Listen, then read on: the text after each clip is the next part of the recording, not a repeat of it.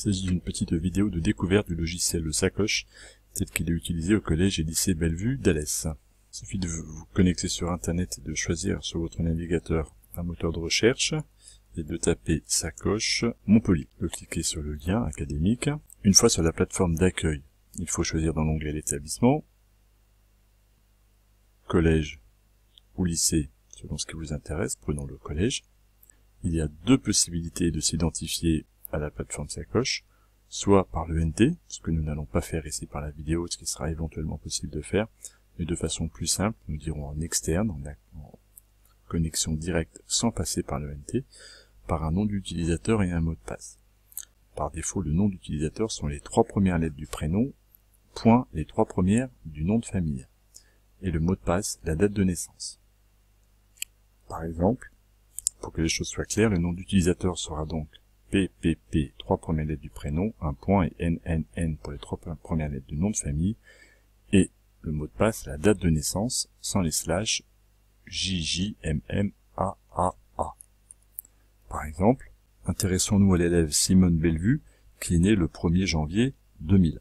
Son nom d'utilisateur va donc être sim, 3 premières lettres du prénom, point bell, 3 premières lettres du nom de famille, et sa date de naissance, 01/01/2000. Rentrons donc les identifiants de cet élève qui est évidemment fictive. Nous voici sur la première page d'accueil de Simone Bellevue. Il nous demande d'activer le compte, ce que nous allons faire. Et nous voici maintenant dans la page d'accueil.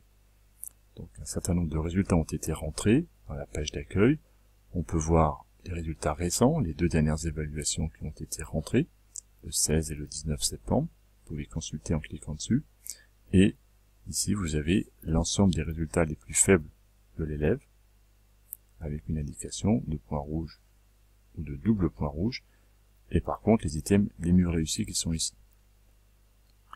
Vous pouvez, pour avoir un bilan plus complet en cliquant sur Menu, relevé de synthèse, relevé d'item, choisir une matière et là déterminer la matière qui vous intéresse. Par exemple les mathématiques. Et nous voici avec l'ensemble des résultats de l'élève Simone Bellevue depuis le début de l'année. En mettant la souris sur un résultat, je vois à quel sujet et à quelle évaluation cela fait référence. Le score qui est ici est une moyenne de tous les scores qui ont été donnés sur chacun des items. Un rouge correspond à 0% comme on le voit ici, un rouge à 33%, un vert à 67% et un vert à 100%.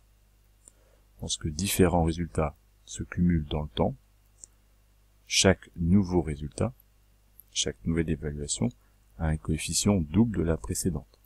C'est-à-dire que si je m'intéresse à cette situation-ci, l'élève a eu un rouge à sa première évaluation et un vert à sa deuxième évaluation, 33% ici, 67% ici, le 67% comptera coefficient 2, 33 plus 67 coefficient 2, ça me donnera 56%. L'idée étant que chaque nouvelle évaluation comptant double, il est toujours possible de se récupérer sur ces 2 items-là où l'élève a eu 0 et 0, qui est donc un début d'année très difficile. Il est toujours possible de se récupérer ici, puisque le premier compte coef 1, le deuxième compte coef 2, le troisième évaluation sur cet item comptera coefficient 4, et donc ce coefficient-là sera supérieur au précédent, il sera toujours possible de remonter ce 0. La moyenne de votre enfant se lit ici, 7,6 pour l'instant. Cette moyenne sera reportée régulièrement sur Scholinfo pour que vous puissiez la comparer et avoir une vision d'ensemble des résultats de toutes les matières. En revenant au menu principal et en cliquant sur Évaluation, dans la liste des évaluations, il est possible les résultats de votre enfant à une évaluation donnée. Si certains liens sont actifs, cela vous envoie vers des exercices correspondants pour réviser ou retravailler l'item correspondant. Et si votre enfant souhaite retravailler par exemple cet item qui est rouge, une fois qu'il l'a compris, différencier périmètre et R, eh bien, il peut cliquer sur la petite valise « Ajouter aux demandes d'évaluation ». Si le collègue travaille ainsi, avec cette possibilité de demande de réservation en ligne, alors il est possible d'utiliser cette fonctionnalité. Certains collègues travailleront peut-être différemment, cela sera expliqué à votre enfant.